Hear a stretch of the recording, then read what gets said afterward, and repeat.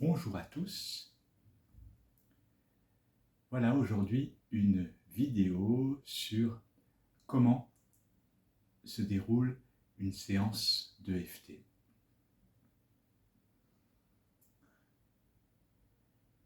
La première question, les premières questions sont en rapport avec l'objectif.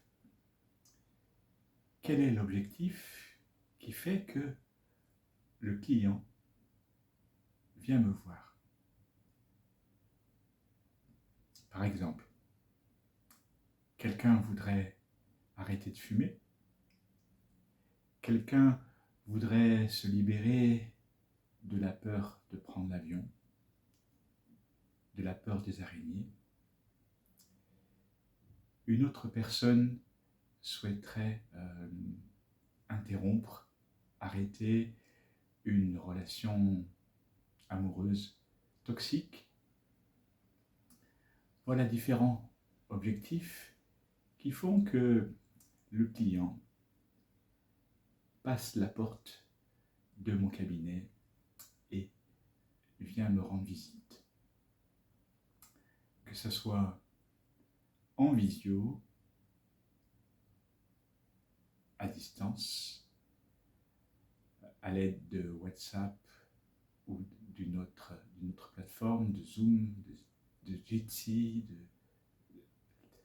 ou que ce soit en présentiel, en face à face, dans mon cabinet.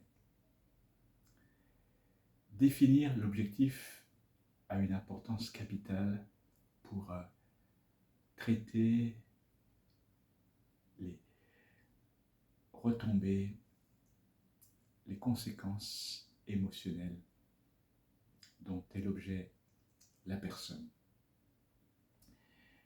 Il faut que cet objectif soit évidemment réalisable, qu'il soit souhaitable pour la personne et qu'il soit dans un temps que l'on puisse identifier, que l'on puisse mesurer. Par exemple, je voudrais m'arrêter de fumer dans 3 mois. Ou je voudrais perdre 20, 30, 40 kilos d'ici 6 mois. C'est ainsi que nous pouvons et que nous allons pouvoir suivre avec le client les progrès de sa démarche et voir si la thérapie fonctionne. Une fois que nous avons défini ensemble l'objectif, il faut déterminer avec le client la problématique. C'est ainsi que va se tisser ce que nous appelons, nous thérapeutes, l'alliance thérapeutique. C'est-à-dire, grâce à de multiples questions, bien nous allons définir ensemble ce qui empêche le client d'atteindre son objectif. Car lorsque un client vient voir le thérapeute, c'est que bien souvent il a essayé par lui-même d'arriver à surmonter son problème, sa difficulté, qu'il n'y arrive pas, et qu'il a besoin d'une assistance, qu'il a besoin de l'aide d'un thérapeute pour y arriver. Définir donc la problématique est assez important. Ça peut être l'objet de questions, d'une prise de notes et sur laquelle on peut revenir lorsque vous avez plusieurs séances qui s'enchaînent. Qu'est-ce qui empêche d'atteindre l'objectif? Qu'est-ce que vous feriez que vous ne faites pas si vous arriviez à vous libérer de ce problème? Et puis, bien sûr, dans la discussion, il y a des questions comme depuis quand? Avez-vous cette difficulté? Avez-vous ce problème? Pour qu'on puisse trouver l'histoire du client les éléments, sources, qui font que le problème existe, que le problème est là et souvent empoisonne la vie du client. Une fois que nous avons défini l'objectif, la problématique liée à cet objectif, nous allons essayer ensemble de trouver la cible, une cible. Une cible, ça peut être une image, ça peut être une scène.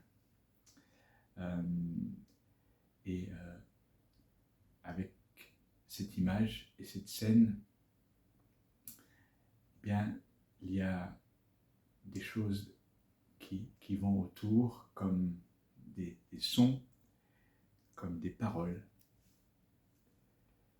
Imaginons que quelqu'un veuille se libérer de la peur des araignées. Eh bien, la personne a un souvenir où elle est confrontée à une araignée, elle revoit la scène dans ses détails, elle la situe dans un espace, dans un lieu, elle entend les sons et chaque moment de cette scène est présent à son esprit. Et c'est ainsi que nous allons pouvoir commencer à travailler avec ce que nous appelons la ronde de stimulation. En ayant bien en tête cette scène, donc nous demandons au client de fermer les yeux et nous lui posons quelques questions. Quelles sensations physiques avez-vous? Quelle émotion ressentez-vous en repensant à cette scène? À quelle intensité? Et donc, nous proposons une échelle entre 0 et 10, par exemple. Et qu'est-ce que vous vous dites de négatif en repensant à cela? Il y a donc dans le traitement d'une scène, donc, comme on l'a dit, en rapport avec l'objectif et la problématique, il y a souvent dans l'histoire et dans la vie des personnes des facteurs que nous appelons les inversions psychologiques. Ce sont des facteurs de blocage qui nous empêchent de nous débarrasser d'une phobie, d'une peur. Les inversions psychologiques sont parfois au nombre de 2, 3, 4, et la personne a vraiment la volonté, a vraiment le désir de se débarrasser de la phobie, de la crainte, mais ces inversions psychologiques l'en empêchent. Et alors souvent, à ce moment-là, nous proposons le massage du point sensible qui est à gauche, au-dessus du cœur, comme je le fais ici, en prononçant cette phrase, même si une partie inconsciente de moi croit que je suis en sécurité si je garde cette crainte, si je garde cette peur, je m'accepte tel que je suis. Même si une partie inconsciente de moi croit que je suis en danger si je me libère de cette crainte, je m'accepte tel que je suis. Et souvent, donc, en faisant cela, nous faisons tomber des barrières, nous faisons tomber des obstacles qui empêchent la libération de la crainte, qui empêchent la libération de la peur. Il y a différents types d'inversions psychologiques, 8 au total: sécurité pour moi, sécurité pour les autres, volonté ou envie, mérite, identité, justice, punition pour soi, pour les autres, possibilité par rapport au futur, par rapport au bonheur aussi. C'est-à-dire que je ne m'autorise pas à être heureux pour une raison ou une autre. Et à la santé, je ne mérite pas d'être en bonne santé. Nous reviendrons sur les inversions psychologiques qui, pour moi, sont essentielles à traiter dans toute démarche thérapeutique avec l'EFT. Nous reviendrons en détail sur ces inversions lors d'une prochaine vidéo. Alors, une fois que nous avons défini l'objectif, que nous avons vu ensemble la problématique, que nous avons défini une cible et que nous avons traité des inversions psychologiques, eh bien, c'est le moment de traiter la cible que nous avons déterminée, avec donc la stimulation des points. Alors, vous avez des points au niveau de la tête. Donc, on stimule ainsi au sommet du crâne, de la tête. Ensuite, effectivement, on peut enlever les lunettes pour ceux qui ont des lunettes pour la suite. Il y a ce point au début des sourcils, ce point ou ces points sur le coin de l'œil. Alors on peut stimuler d'un côté, on peut stimuler des deux côtés. Il y a ce point sous l'œil. Pareil, donc en respirant bien et puis en prononçant la petite phrase dont je vous parlerai après. Le point sous le nez. Donc on tapote avec un ou deux doigts. Ce point au niveau du menton. Donc tout cela n'est pas douloureux. Il peut y avoir quelques points sensibles, mais ça ne fait pas mal. Par contre, nous tapotons sur des points méridiens, et c'est ce qui fait toute la différence entre une thérapie simplement de la parole et la thérapie avec l'EFT. Ensuite, nous stimulons les points sur le corps, au niveau sur le coin des clavicules, sous les bras. Donc ça peut être pour certains un peu sensible.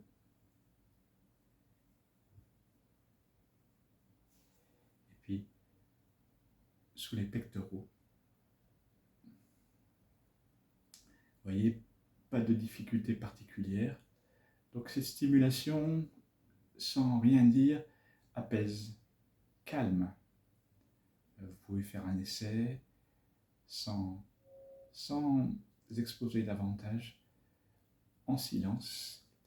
Ensuite, nous avons ce point au niveau du pouce, sur le côté du pouce,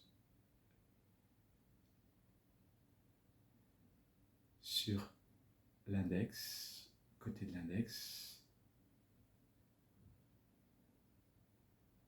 au niveau du majeur et au niveau du petit doigt, de l'auriculaire, toujours sur le côté. Donc une stimulation qui apaise, une stimulation qui calme. 15 points, ni plus ni moins. Donc pas de difficulté particulière. Par contre, effectivement, vous voyez, en faisant cette ronde, souvent il y a des choses qui passent, il y a des choses qui viennent à l'esprit combinées avec les petites phrases. Sur le dos de la main.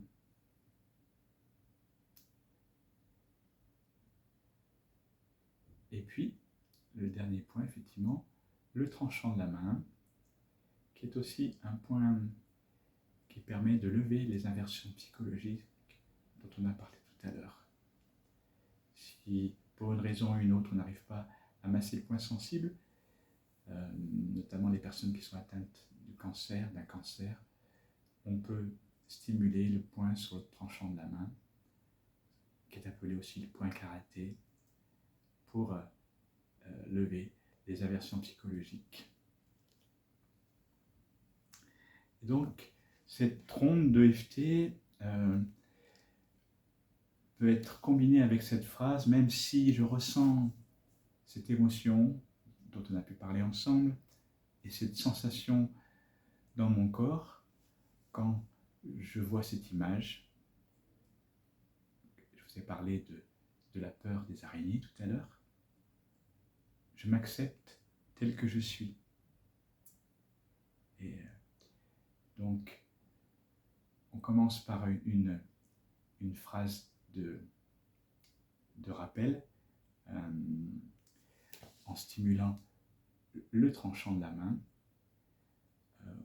On répète 3 fois cette phrase.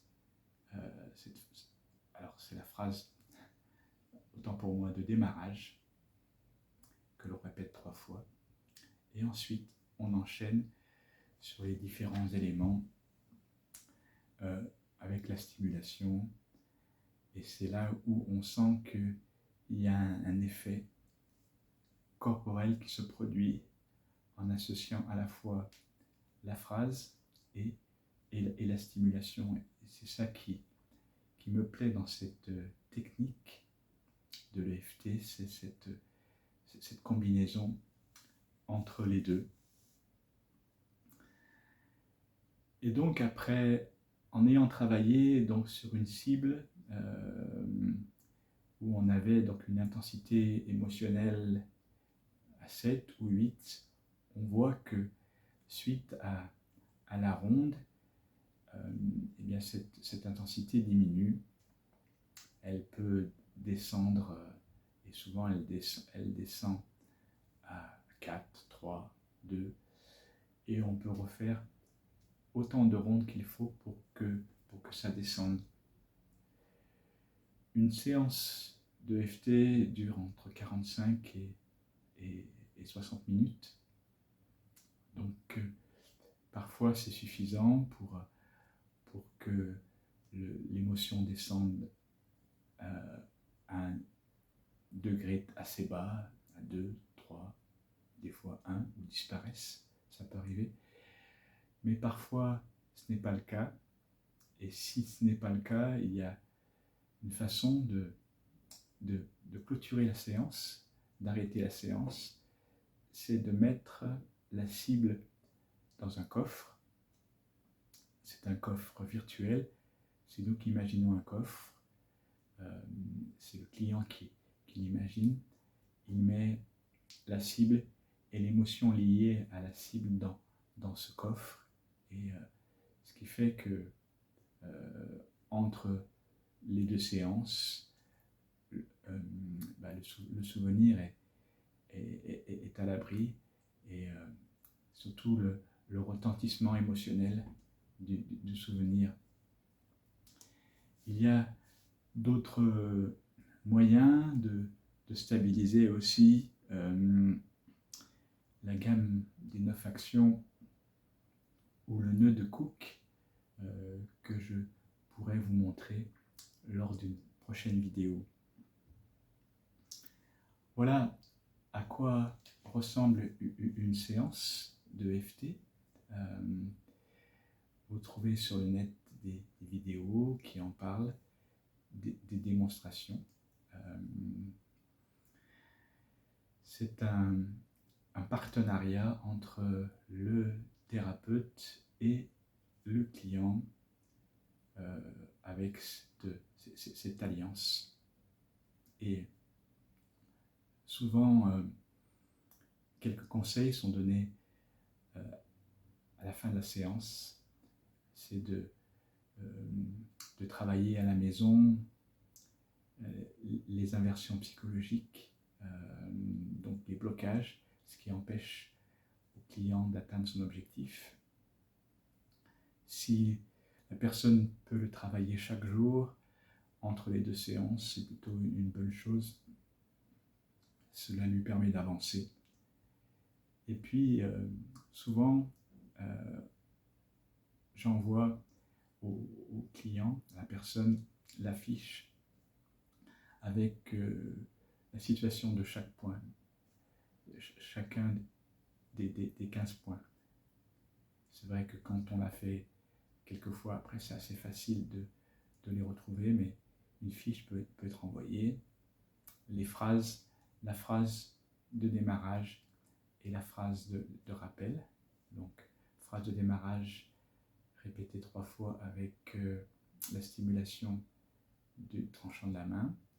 Et puis, les phrases de rappel que l'on fait donc avec la stimulation des 15 points. Quelques conseils. Ce qu'il est important pendant les séances, c'est de bien s'hydrater, c'est de boire quand il y a besoin. Avec les fortes chaleurs de l'été, c'était vraiment important de le faire. Et que la personne soit vraiment consentante, ait vraiment envie de changer, ait vraiment envie d'avancer. Je crois que tous les thérapeutes suivent eux-mêmes une thérapie, ce qui est mon cas. Et c'est vrai que je vois qu'il y a une évolution au fur et à mesure des séances. Mais les séances avancent avec l'envie que l'on a que ça progresse. C'est vraiment la personne, c'est vraiment le client qui détient tout ce qu'il faut pour aller mieux, tout ce qu'il faut pour guérir et pour faire que les émotions ne l'emportent plus, que les émotions ne le submergent plus et qu'il puisse continuer et qu'il puisse poursuivre sa vie. Je vous remercie beaucoup pour votre écoute, pour ce temps où vous avez visionné cette vidéo et je vous dis à très bientôt pour une prochaine vidéo. Merci beaucoup.